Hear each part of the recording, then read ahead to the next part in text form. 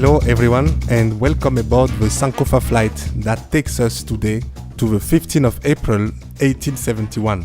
We are in southern Africa with the German explorer Karl Mau, who comes to visit a vast stone wall and turret in ruins. Karl Mau is not the first European to visit this unique artistic achievement.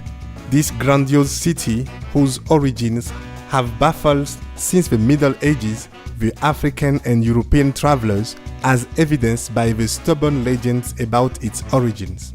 This explorer, just like his predecessors, is filled with the European legends and prejudices of the late 19th century. He absolutely cannot believe that this architecture was the work of a civilization of Bantu origin. He wants to see in these ruins the remains of the city of Ophir, mentioned in the Bible as that of the Queen of Sheba. Other writers and ethnologists before him have seen in these ruins the remains of the mines of King Solomon or construction of the Greeks and Arabs. And even closer to us, in 1981, a researcher saw this site as the result of the occupation of this part of Africa by Indians.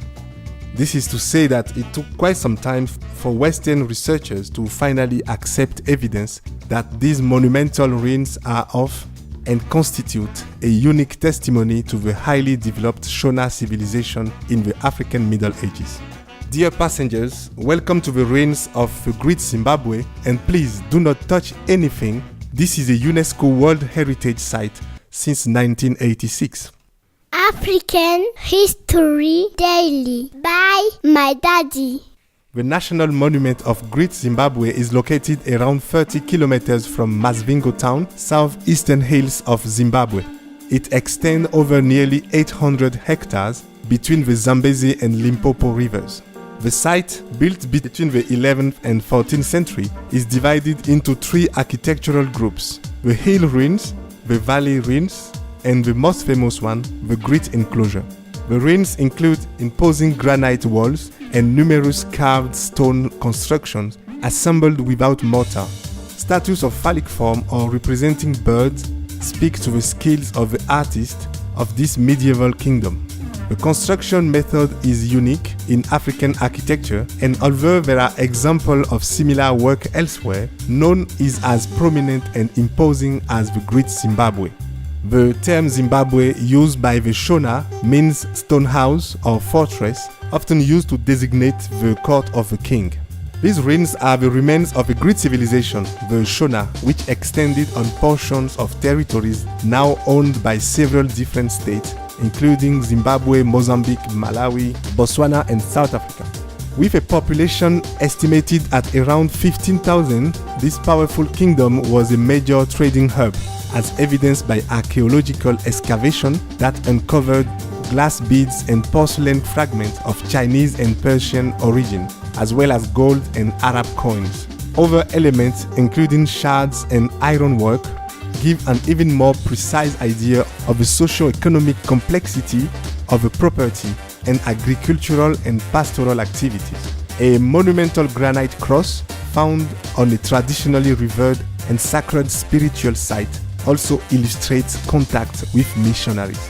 Around 1450, the capital of this kingdom was abandoned because of unknown reasons, including certainly deforestation. This migration of the population was a sign of a fragmentation of political power, so that when the Portuguese settled in Sofala in 1505, the country was already divided between the rival powers of the kingdom of Towa and Mwene Mutapa, better known nowadays under the name of Mono Motapa. After exploration by our passenger of the day, Karl Mau, the ruins of Great Zimbabwe suffered from the frantic search for gold by the Europeans, sometimes under the cover of so-called archaeological excavations. Finally, a word about the links between Greater Zimbabwe Kingdom and the present-day Zimbabwe.